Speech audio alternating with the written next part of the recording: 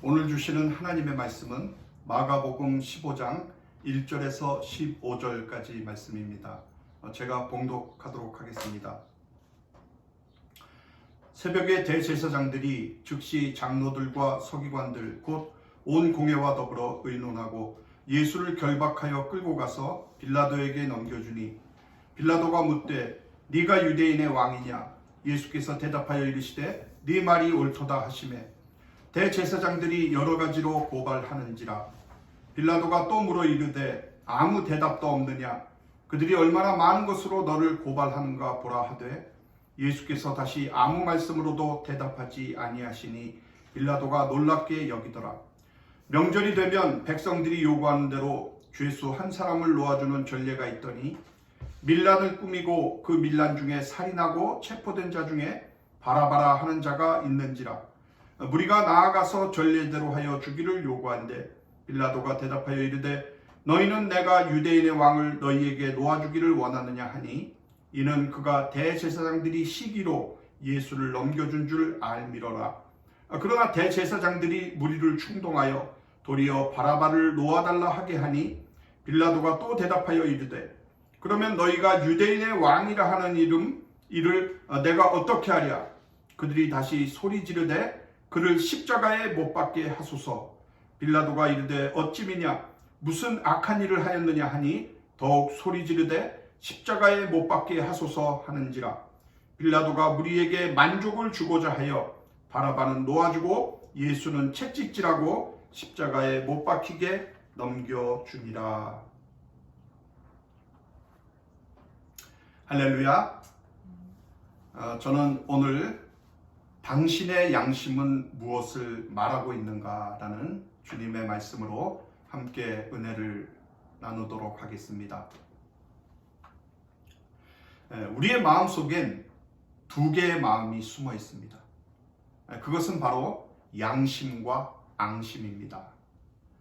양심은 하나님이 창조하신 선하고 착한 마음입니다. 인간이 하나님을 알아가며 창조의 목적대로 살아가도록 나침판의 기능을 해주는 것입니다. 비록 타락으로 파괴되어서 처음처럼 온전하지는 않지만 여전히 우리 안에 기능을 하면서 옳은 방향으로 가도록 가르쳐 줍니다. 어느 아메리칸 인디안 부족은 양심을 인간의 마음속에 있는 삼각형으로 형상화했습니다. 나쁜 짓을 하면 막 가슴이 떨리고 불편한 것은 이 삼각형의 모서리가 심장벽을 마주 찔러댔기 때문이라고 그렇게 여겼습니다. 그런데 살아가면서 양심에 반하는 일을 반복하면 그 날카로운 모서리가 닳아져서 둥그러지고 심장벽에도 굳은 살이 생겨서 아픔을 느끼지를 못하게 됩니다. 그래서 이들은 어린아이의 양심은 삼각형으로, 어른의 양심은 원형으로 표시를 했다고 합니다. 사도 바울은 디모데전서 1장 19절에 믿음과 착한 양심을 가지라고 하면서 어떤 이들은 이 양심을 버렸다고 지적을 합니다. 여기서 바울이 말하는 착한 양심은 무엇일까요? 그것은 하나님에 대한 바른 경외 아래 있는 양심입니다. 또 하나님의 말씀이라는 빛의 가이드에 예민하게 반응하는 양심입니다. 그래서 참된 믿음은 착한 양심을 따라서 살게 합니다. 믿음 없이 착한 양심을 가질 수가 없고 착한 양심 없는 믿음은 유지될 수가 없습니다. 착한 양심이란 한 번도 죄 지은 적이 없는 마음이 아닙니다. 죄로 말미암아서 타락을 했지만 예수 그리스도의 피로 인하여 죄사함을 경험하고 중생한 양심입니다. 바울은 로마서 2장 15절에서 하나님께서 인간의 마음속에 하나님의 율법을 써놓으셨다라고 이렇게 말을 합니다. 그러니까 다시 말해서 하나님의 율법의 계시가 인간의 양심 속에 심겨진 것입니다. 그러므로 인간은 자신의 양심을 따라야 하는 도덕적인 책임을 가지고 또 자신의 양심을 거슬러 행동하는 것은 죄인 것입니다. 예수님은 양심이 우리의 눈과 같다고 이렇게 하셨습니다. 그래서 어찌하여 형제의 눈 속에 있는 티를 보고 내 눈 속에 있는 들보는 깨닫지 못하느냐라고 말씀하셨습니다. 눈은 빛을 만들어내지 못하지만 빛은 눈을 통해서 들어옵니다. 즉 양심은 빛이 들어오는 창문입니다. 하나님의 음성을 들려주는 도구가 되는 것입니다. 여러분이 잘 아시는 동화 피노키오에서 피노키오는 늘 입 바른 소리를 하는 귀뚜라미를 귀찮게 여겨서 발로 밟아 죽여버립니다. 근데 귀뚜라미는 유령이 되어 나타나 착하게 살라하며 피노키오에게 끝없이 채근을 합니다. 그러니까 작가는 양심의 소리는 결코 죽지 않는다라는 메시지를 전하기 위해서 양심을 귀뚜라미에 빗댄 것입니다. 양심의 소리는 귀뚜라미의 작은 울음처럼 귀를 기울이지 않으면 잘 들리지가 않습니다. 그래서 양심의 소리는 늘 성령 안에 거할 때 점점 더 크게 들립니다. 그것은 살아계신 하나님께서 지금도 여전히 양심을 통해서 우리에게 역사하고 계시기 때문입니다. 반면에 앙심은 죄로 말미암아 생긴 악한 마음입니다. 분노를 일으키게 하고 복수를 하게 하고 사탄의 도구가 되게 하는 마음이 앙심인 것입니다. 때로 앙심은 정의를 나타내는 그런 모습으로 우리에게 다가옵니다. 그리고 때로 믿음이라는 이름으로 누군가에게 앙심을 품고 격분할 수가 있습니다. 그런데 그것은 참된 믿음이 아닙니다. 진정한 믿음은 앙심을 품지 않는 것이 바로 진정한 믿음입니다. 그러므로 참된 믿음의 삶이란 착한 양심을 따라서 결단하고 행동하는 삶입니다. 그리고 착한 양심이 최종 판단을 내리도록 하려면 우리는 십자가 위에서 예수님의 죽음을 함께 경험하고 새로운 생명으로 양심이 살아나야 합니다. 성령님의 역사로 양심을 따르는 그런 담대한 마음을 우리가 회복해야 하는 것입니다. 오늘 본문의 내용을 보면 죄수의 자리에는 예수님이 계시고 재판관 자리에는 빌라도가 있습니다. 그리고 검사의 자리에는 유대나라의 온 백성들이 예수님을 고소하여 죽이라는 판결을 내리려고 그렇게 검사의 역할을 하고 있습니다. 그런데 한 가지가 없습니다. 바로 변호사가 없는 재판입니다. 우리가 상식적으로 알고 있듯이 세상의 모든 법정은 구조가 다 똑같습니다. 재판관이 있고 검사가 있고 변호사가 있고 그 중앙에 죄수가 있도록 그렇게 되어 있습니다. 그것이 재판의 비중에 따라서 이러한 제도는 더 엄격하게 마련이 되어 있습니다. 그래서 오늘의 재판은 매우 이상한 성격의 재판이 되었는데 왜 대제사장과 장로들과 서기관들이 예수님은 심성고독을 했으므로 죽여야 마땅하다고 하면서도 예수님을 빌라도에게 데리고 갔을까요? 그 당시 유대 나라는 식민지 국가라서 사내들인 법정은 사형을 선고할 권한이 없었습니다. 다른 많은 선고는 임의로 내릴 수가 있었지만 사형 선고만큼은 로마 총독의 승인을 받아야만 했기 때문에 그래서 사내들인 공회는 예수님을 죽일 목적으로 로마 총독인 빌라도에게 넘긴 것입니다. 예수님은 빌라도 앞에서 다시 재판을 받으셨습니다. 그때 빌라도가 물었습니다. 네가 유대인의 왕이냐? 예수님께서 대답하셨습니다. 네 말이 옳도다. 여러분 마가복음을 보면 예수님께서 내란 음모한 것을 그 시인한 정치적 왕인 것처럼 이렇게 보이고 있습니다. 그러나 요한복음에 보면 마가복음보다 예수님이 빌라도에게 받은 재판에 대하여 더 자세하게 기록이 되어 있는 것을 볼 수가 있습니다. 빌라도가 예수님에게 네가 유대인의 왕이냐고 물었을 때 예수님은 요한복음 18장 36절에서 37절에 이렇게 대답을 하십니다. 내 나라는 이 세상에 속한 것이 아니니라. 만일 내 나라가 이 세상에 속한 것이었더라면 내 종들이 싸워 나로 유대인들에게 넘겨지지 않게 하였으리라. 이제 내 나라는 여기에 속한 것이 아니니라. 빌라도가 이르되 그러면 네가 왕이 아니냐? 예수께서 대답하시되 네 말과 같이 내가 왕이니라. 내가 이를 위하여 태어났으며 이를 위하여 세상에 왔나니 곧 진리에 대하여 증언하려 함이로라. 무릇 진리에 속한 자는 내 음성을 듣느니라 하신대. 여기에 보면 예수님은 이 세상에 속하지 않은 진리의 왕이라고 말씀하고 계십니다. 그렇다면 예수님이 증거하신 진리는 무엇입니까? 그것은 이 세상에 속하지 않은 나라가 있다는 것입니다. 그리고 예수님은 바로 그 나라의 왕이십니다. 예수님이 세상에 오신 이유는 바로 그 나라를 증거하기 위해서인 것입니다. 그러자 계속해서 대제사장들이 앙심을 품고 여러 가지로 예수님을 고발합니다. 우리 백성을 미혹하고 가이사에게 세금 바치는 것을 금하며 그리고 자칭 유대인의 왕 그리스도라 한다라고 이렇게 고소를 합니다. 여러분, 유대인의 왕이라고 하는 것은 메시아를 의미하고 있기 때문에 빌라도는 지금 그 사실 여부를 확인하고자 한 것입니다. 오늘 본문의 말씀은 사복음서 모두에 걸쳐서 기록이 되어 있는데 다른 복음서들을 보면 빌라도는 이 재판을 맡을 마음이 조금도 없었습니다. 어떻게든 이 재판에서 손을 띄고 싶어 했어요.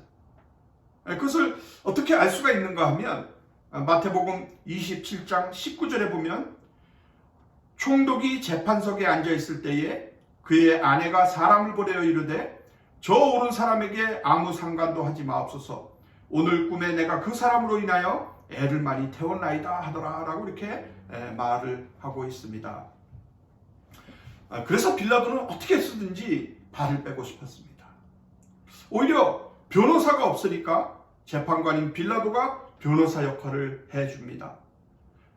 누가복음 23장 14절에서 15절에 보면 빌라도가 대제사장들과 관원들, 백성들을 불러 모으고는 너희가 이 사람을 백성을 미혹하는 자라 하여 내게 끌어왔도다. 보라, 내가 너희 앞에서 신문하였으되 너희가 고발하는 일에 대하여 이 사람에게 죄를 찾지 못하였으니 그가 행한 일에는 죽일 일이 없느니라 라고 이렇게 예수님을 변호하고 있습니다. 그러나 뜻대로 되지 않자 이번에는 다른 카드를 꺼냅니다. 그것은 유월절에 죄인을 풀어주는 제도인데 그것을 이용해서 예수님을 풀어주려고 했습니다. 그래서 당시에 폭동을 일으켰던 바라바라는 죄인과 예수님을 함께 세웠습니다. 빌라도가 생각하기에는 당연히 예수님이 풀려나고 바라바가 십자가형을 선고받을 것이라고 그렇게 생각했기 때문입니다. 근데 군중들은 예수님을 향해서 십자가에 못 박으시오라고 이렇게 외쳤습니다. 빌라도는 깜짝 놀랐습니다. 그럼에도 불구하고 예수님이 죄가 없다는 것을 확신했더라면 어떠한 압력에도 불구하고 그가 석방을 했어야 했는데 그는 그만 양심의 소리를 외면했던 것입니다. 오늘 결론 부분인 15절에 보면 빌라도의 선택의 이유를 성경은 이렇게 설명합니다. 빌라도가 무리에게 만족을 주고자 하여 바라바는 놓아주고 예수는 채찍질하고 십자가에 못 박히게 넘겨주니라. 무슨 말씀입니까? 무리에게 만족을 주고자 결단을 했다는 것입니다. 그의 선택과 그의 결단은 자기 확신에 근거한 것이 아니었다는 것이죠. 많은 무리들을 기쁘게 하기 위해서, 무리들에게 편승하기 위해서 군중들의 반응과 군중들의 압력에 따라간 그런 결단이었습니다. 자기 확신과는 정반대의 결단을 그는 내리고 만 것입니다. 사랑하는 여러분, 우리들이 신앙인으로서 빌라도를 바라보며 우리들이 가져야 하는 정말 중요한 믿음의 태도가 있습니다. 그것은 여러분들이 지금 앉은 자리에서, 여러분들의 가정에서, 여러분들의 직장에서 우리들이 내려야 하는 그 결정의 자리에서 우리가 진리를 아는 사람으로서 책임을 회피하지 않는 그런 그리스도인들이 되는 것입니다. 창세기 3장 12절에 보면 아담이 이르되 하나님이 주셔서 나와 함께 있게 하신 여자 그가 그 나무 열매를 내게 주므로 내가 먹었나이다 라고 합니다. 하나님께서 아담에게 물으셨던 것이 무엇입니까? 아담아, 누가 선악과를 먹었느냐? 아담이 이렇게 대답합니다. 내 아내가 줘서 먹었습니다. 여러분, 하나님은 그 대답을 원하시지 않으셨어요. 하나님, 제가 잘못했습니다. 이 책임이 나에게 있습니다. 라고 이렇게 말을 했다면 하나님과의 관계가 회복이 되었을 겁니다. 오늘 우리에게 주어진 일들, 하나님께서 우리에게 주어진 자리에서 내 아내 때문에, 내 남편 때문에, 누구 때문에 우리의 책임을 전가하는 이러한 모습들이 우리를 얼마나 불쌍하게 만들고 하나님 앞에서 얼마나 우리를 비신앙적으로 만들고 있는지를 모릅니다. 정말로 중요한 것은 우리가 하나님 앞에서 진리를 믿는 신앙을 가지고 하나님 앞에서 내려야 하는 그 올바른 결단들이 우리들에게 내려지는 것이 참으로 중요한 것입니다. 여러분, 역사서에는 더 이상 빌라도가 AD 36년에 총독에서 물러나고 어떻게 되었다는 기록이 남아 있지는 않지만 요세푸스의 역사서에 의하면 빌라도는 자살로 그의 삶을 마감하게 됩니다. 비겁한 선택은 비겁한 결과를 낳을 뿐인 것입니다.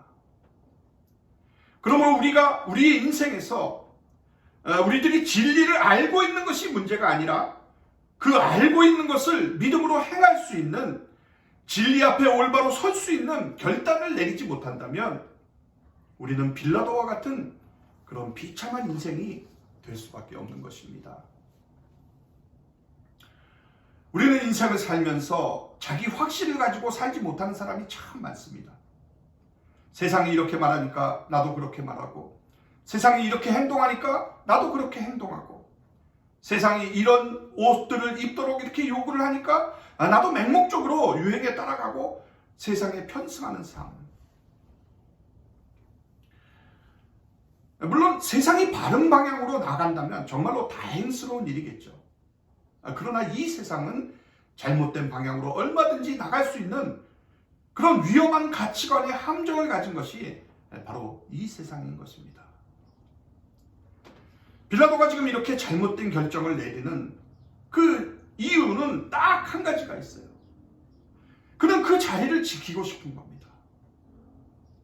그런데 이미 빌라도는 그 자리에 있을 만한 자격이 있는 사람이 아닙니다.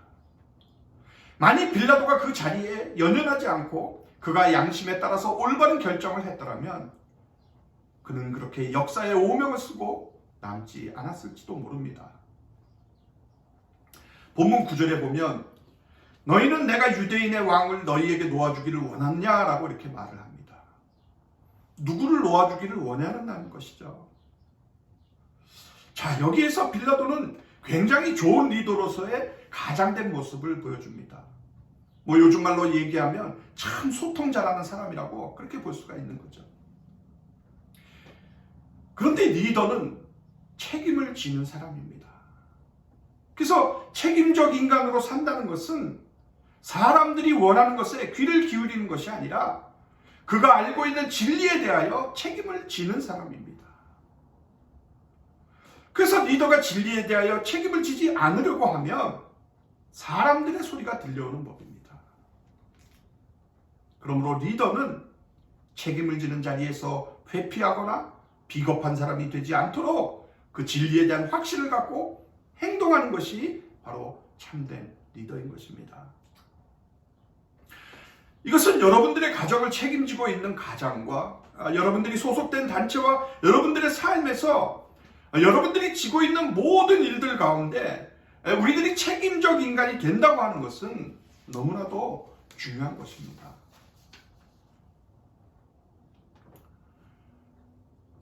빌라도의 결정은 사람들의 평가에 목을 매기 시작했을 때 그는 자기의 이기심으로 인하여 잘못된 결단을 내리게 된 것입니다. 세속적인 욕망, 바로 그것이 그의 결단의 근거가 됩니다. 그래서 우리들이 어떤 결정을 할 때에 우리가 우리 신앙 양심에 비추어서 이것이 정당한 결정인가, 나에게 얼마나 유리하게 하느냐 못지않게 중요한 것이 이것이 정당한 행동이냐 이 말이죠. 나를 유리하게 한다고 하니까, 나를 출세시킨다고 하니까 출세를 위해서는 무엇이든지 할 수가 있었던 사람이 바로 빌라도였습니다. 그는 예수님의 무죄를 3번이나 확언하고도 유대인들을 만족시키고 자기 자신의 자리를 보존하고자 양심을 내버리고 앙심을 따랐던 것입니다. 사랑하는 여러분, 우리가 우리의 내면의 양심을 따라간다는 것, 하나님의 음성에 순종한다는 것, 그리고 자기 확신에 따라서 하나님이 주신 내 삶의 길을 걸어간다는 것, 이것이 얼마나 중요한 것인지 몰라요. 교회도 마찬가지입니다. 오늘날 교회가 세상 사람들로부터 지탄을 받고 제 역할을 감당하지 못하는 이유가 무엇입니까? 하나님의 말씀을 따르기보다는 소위 성공지향적인 목회를 하기 때문입니다. 교회가 성공지향적으로 나가기 때문에 수단과 방법을 가리지 않습니다. 그것이 하나님의 뜻인지 아닌지 그게 크게 상관이 없는 거예요. 바른 교회는 하나님의 말씀에 따라서 모든 것이 움직여지는 교회입니다. 여러분, 우리는 오늘 말씀 앞에서 결단해야 합니다. 하나님의 뜻을 추구할 것인가? 개인적인 야망을 추구할 것인가? 선을 선택할 것인가? 세상적인 성공을 위해서 불의와 타협할 것인가? 바로 이러한 선택의 기로에서 양심의 소리를 외면하고 불의한 선택을 한 그 우리들 때문에 예수님이 십자가에 못 박히셨다는 것을 기억하시기를 바랍니다. 우리가 진정한 빛이신 하나님께 등을 돌리고 다른 것을 하나님보다 더 중요하게 여긴다면 반드시 영적 어둠은 우리를 찾아옵니다. 그리고 그로 인한 방향상실은 반드시 멸망으로 이어집니다. 어디로 가야 하는지는 물론이고 어디로 가는지조차 알 수가 없습니다. 게다가 이런 잘못된 궤도를 바로잡을 능력도 우리에게는 없습니다. 우리 모두가 멸망으로 치닫게 되는 것입니다. 그리고 이 멸망은 이 땅의 삶과 함께 끝나질 않을 것이에요. 예수님이 다시 오시면 우리의 모든 행동과 우리의 모든 생각과 우리의 모든 바람이 심판을 받을 것입니다. 그러나 여러분, 예수님이 십자가에서 이루신 일이 무엇입니까? 여러분은 그거야 쉽죠. 예수님은 우리 죄를 위해서 죽으셨고 우리는 용서받을 수가 있는 거 아닙니까? 라고 이렇게 말하실 수 있을지 몰라요. 하지만 우리는 예수님의 죽음이 그보다 더 근본적인 이유가 있다는 사실을 반드시 알아야만 합니다.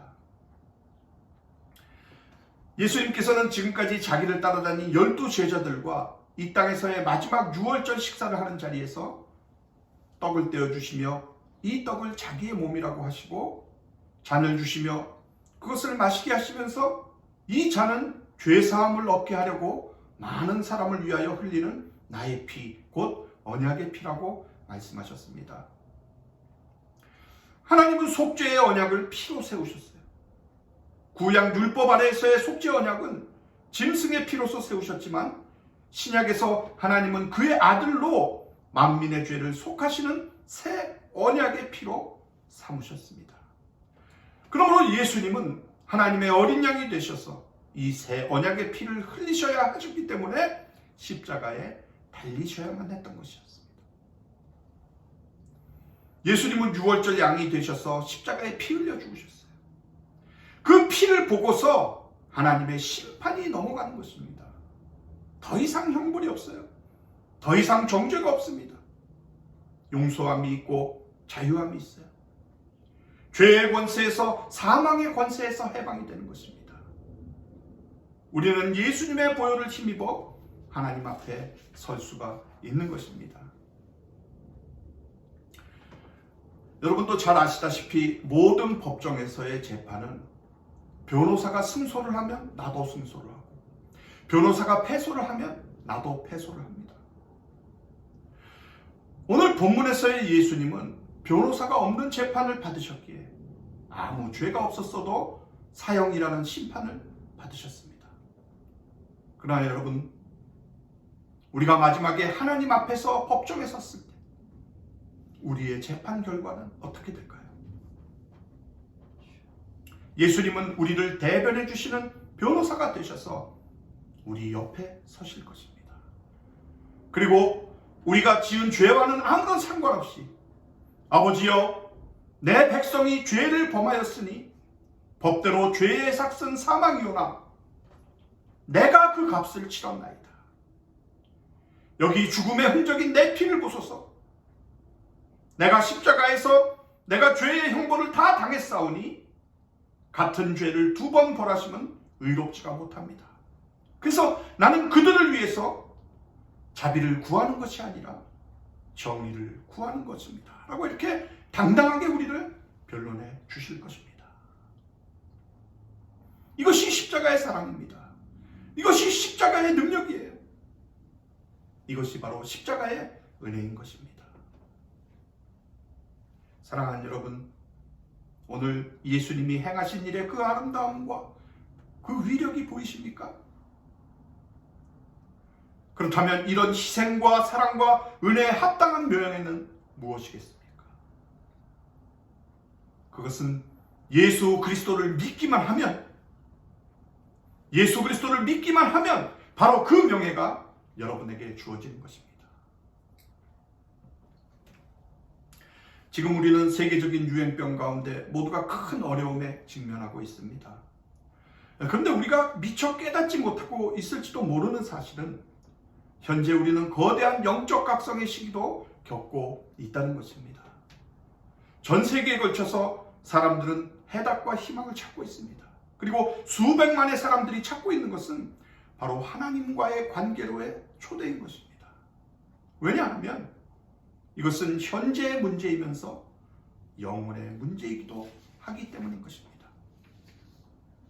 사랑하는 여러분, 이러한 시기에 우리는 내면에서 우리에게 말하고 있는 양심의 소리를 들어야 합니다. 종교개혁자 마틴 루터가 엄청난 핍박과 방해에도 종교개혁을 이루어갈 수가 있었던 것은 그가 착한 양심에 따라서 행했기 때문입니다. 그는 성경의 증거와 명백한 이성의 증거가 없고 내가 인용한 성경에 잘못된 것이 없다면, 또 하나님의 말씀에 매인 나의 양심이 허용하지 않는다면 나는 이 주장을 취소할 수가 없습니다. 라고 이렇게 당당하게 고백을 했습니다. 그럼 어떻게 하면 우리가 항상 깨끗한 양심을 지킬 수가 있겠습니까? 2가지 측면이 있습니다. 먼저 바르게 행동하는 것입니다. 그리고 그렇지 못했더라면 스스로 하나님의 눈동자임을 기억하고 즉시 회개하는 것입니다.